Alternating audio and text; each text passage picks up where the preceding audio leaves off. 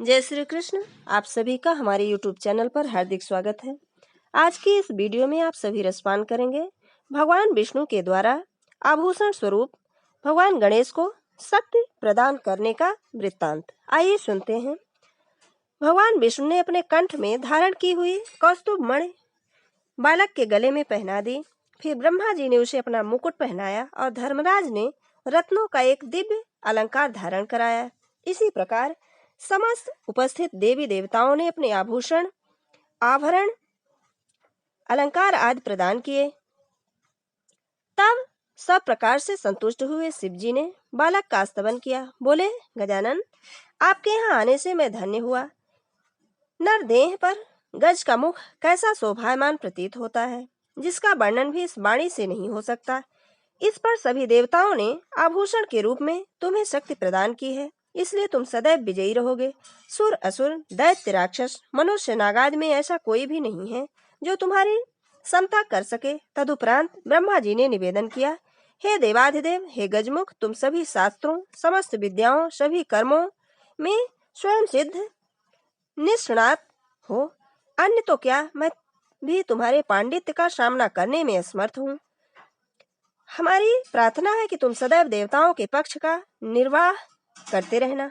इसके पश्चात समस्त उपस्थित देवताओं, मुनियों, गंधर्वों, किन्नरों, यक्षों, अप्सराओं, देवियों आदि ने भी विभिन्न प्रकार के अपने अपने मतानुसार गजमुख की स्तुति की। तदंतर शिव शिवा दोनों ने ब्राह्मणों को करोड़ों रत्नमणि आदि का दान किया। बंदी जनों को सैकड़ों हजारों हाथी घोड़े प्रदान किए।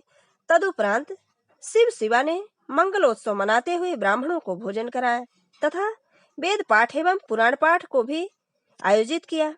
नृत्य गीत आदि सब चलने लगे। अप्सराएं और सुर वनिताएं विविध प्रकार के नाच द्वारा उत्सव को और भी अधिक शोभायमान बना रही थीं। इस प्रकार यह उत्सव दीर्घ काल तक निर्बाध रूप से चलता रहा। बेचारे सनदेव अब भी उसी प्रकार नीचा मुख किए खड़े थे। वे संकोच के कारण न तो जा सकते थे और न ही उत्सव में भाग ले सके। तभी पार्वती जी की दृष्टि संदेव पर पड़ी तो उन्हें क्रोध आया। संदेव को लज्जा से सिकुड़े हुए देखकर वे क्रोधित हुईं। पार्वती ने उन्हें शाप दे दिया कि तू सभा के मध्य में अंगहीन हो जा। पार्वती के द्वारा सूर्यपुत्र शनि को इस प्रकार शाप दिए जाने पर भगवान सूर्यदेव कुपित हो गए और लाल नेत्रों से देखते हुए बोले, सभी उपस्थित जन देख लें कि गिरिजा ने मेरे पुत्र को व्यर्थ ही शाप दिया। उस बेचारे का किंचित मात्र भी दोष नहीं था। वह दर्शनार्थ आया था और गिरिजा की अनुज्ञा प्राप्त होने पर ही उसने बालक को केवल झलक में ही देखा था। फिर अब जबकि बालक पुनर्जीवित हो गया है और उसी उपलक्ष्य में उत्सव भी मनाया जा रहा है, तो इस अवस्था में उसे शाप देने का क्या प्रयोजन था। कश्यप और यमराज भी क्रुद्ध हो गए और तीव्रता से कहने लगे, शनि का कोई अपराध नहीं था।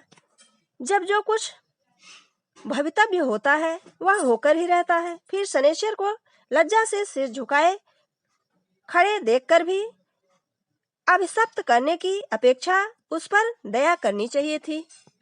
इसी प्रकार कुछ अन्य देवता भी उठ खड़े हुए। क्रोध के कारण उनके नेत्र लाल हो रहे थे, होंठ फड़क रहे थे और आवेग के कारण शरीर कांप रहे थे। तभी वे पुनः बोले, इस शाप की प्रमुख अपराधिनी गिरिजा और दूसरे अपराधी विष्णु हैं। हम इन दोनों को ही आज ऐसा शाप देंगे कि जीवन भर अपने कर्म फल का स्मरण रखेंगे। यह कहते हुए वे जगत जननी पार्वती जी की ओर श्रीहरि को शाप देने को उद्यत हुए देखकर ब्रह्मा जी उठे और उन्होंने उन सबको इस प्रकार समझाया कि हे दिनकर, हे कश्यप, हे यमराज एवं अन्य देवगण, इस विवाद को शांत किया जाना ही श्रेयस्कर है। जो कुछ होने वाला था वह हो चुका है। अब आगे किसी के द्वारा शापों का आदान प्रदान होने से हम सभी ही हानि में होंगे, क्योंकि उससे दुष्कर्मी असुरादि अधिक प्रबल हो जाएंगे, जिसके फलस्वरूप हम सभी को तिरस्कृत और भयभीत रहना होगा। अतएव विवेक से काम लेते हुए क्रोध का निवारण करो। उधर विष्णु और पार्वती भी उन्हें शाप देने को उद्यत हो रहे थे। ब्रह्मा जी ने उनके प्रति भी ऐसा ही निवेदन किया, भगवान, आप सभी के ईश्वर, ज्ञान और बुद्धि के प्रेरक, काल के भी नियंता एवं सर्वसमर्थ हैं। आपका क्रोध समस्त त्रिलोकी को भस्म करने में समर्थ है तथा हे जगन निवास, हम समस्त विश्व आपने ही उत्पन्न किया है, तो अब आपके ही साप से नष्ट होना चाहिए। हे प्रभु, यही मेरी प्रार्थना है कि आप क्रोध को त्याग कर शांत होने की कृपा करें। फिर उन्होंने पार्वती से कहा, देवी, आप भगवान शंकर की अर्धांगिनी हैं। आपके निमेष उन्मेष से ही संसार का विनाश और प्रगट निहित है, इसलिए आपको शिवा कहते हैं। हे कल्याणी, अब आप किसी की बात पर ध्यान न देकर मेरी बात मानिए, इस जगत को नष्ट होने से बचाइए परमेश्वरी, अन्यथा घोर विनाश उपस्थित हो सकता है। ब्रह्मा जी के इस प्रकार के कोमल और सारगर्भित वचन सुनकर महर्षि कश्यप बोले, पितामह, यह बेचारा शनैश्चर तो पत्नी के साप की दृष्टि से दोषी ही हो गया है, और वह तथ्य इनसे छिपा भी नहीं था। बालक की दृष्टि माता ने इसके दृष्टि दोष जानते हुए भी बालक को देखने की आज्ञा दी, और तभी उसे देखा था। तब उसके छिन्न मस्तक होने में इस बेचारे का क्या दोष रहा। तभी सूर्य बोल पड़े, मेरे पुत्र ने धर्म और साक्षी बनाकर बालक की माता से आज्ञा ली, तभी उसके पुत्र की ओर देखा, फिर उस निरापराध को अंगभंग होने का शाप दे डाला। इसलिए अंगभंग को रोका जाने पर ही शांति संभव है। यमराज बोले, गिरजा नंदिनी ने स्वयं ही देखने की आज्ञा दी थी, तब मुझे साक्षी बनाकर सन ने उस बालक को प्रयत्न पूर्वक स्वल्प ही देखा था, और जब बालक का अंगभंग होने के पश्चात वह पुनर्जीवित हो गया तो भी सन को शापित कर डाला। इसलिए हम लोग किसी बधिक को शाप देना चाहते हैं तो उसमें दोष ही क्या है। ब्रह्मा जी बोले, आप लोग शांत हो जाएं, मैं शीघ्र ही यह यत्न करूंगा कि पार्वती के शाप का विमोचन हो जाए। पार्वती जी ने सहज ही चंचलता बस शाप दे डाला था।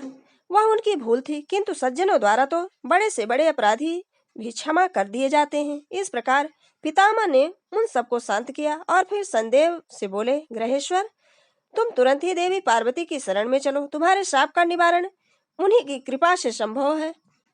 यदि तुम्हारे पिता और उनके पक्ष वाले देवता माता पार्वती को शाप दे भी दें तो उससे तुम्हारे ऊपर कोई उपकार नहीं हो सकता। इसलिए आओ मेरे साथ।